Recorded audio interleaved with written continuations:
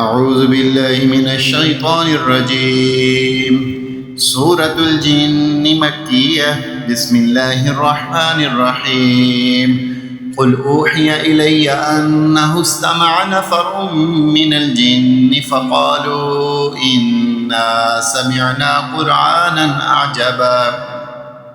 يهدي إلى الرشد فآمنا به ولن نشرك بربنا أحدا وأنه تعالى جد ربنا ما اتخذ صاحبة ولا ولدا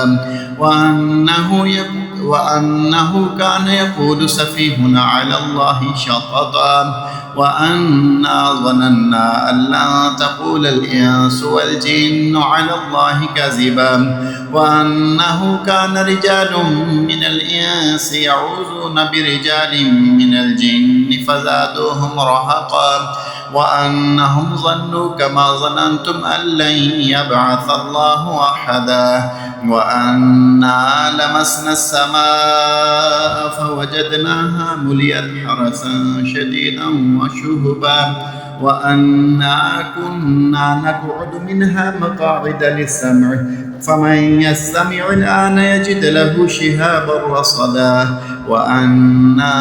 لا ندري أشر أريد بما في الأرض أم أراد بهم ربهم رشدا وأنا منا الصالحون ومنا دون ذلك كنا طرائق كددا وأنا ظننا أن لن نعجز الله في الأرض ولن نعجزه هربا وأنا لما سمعنا الهدى آمنا به فمن يؤمن بربه فلا يخاف بخسا ولا رهقا وأنا منا المسلمون ومنا القاسطون فمن أسلم فأولئك تحروا رشدا وأما القاسطون فكانوا لجهنم حطبا وأن لو استقاموا على الطريقة لأسقيناهم ماء غدقا لنفتنهم فيه ومن يعرض عن ذكر ربه يسلكه عذابا صعدا وأن المساجد لله فلا تدعوا مع الله أحدا وأنه لما قام عبد الله يدعوه كادوا يكونون عليه لبدا قل إنما أدعو ربي ولا أشرك به أحدا قل إني لا أملك لكم ضرا ولا رشدا قل إني لن يجيرني من الله أحد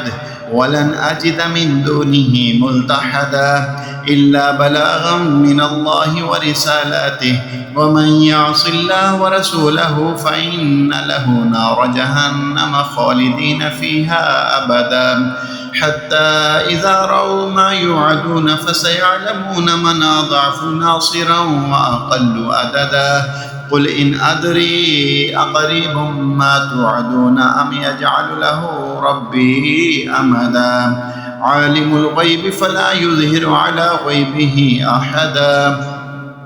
إلا من ارتضى من رسول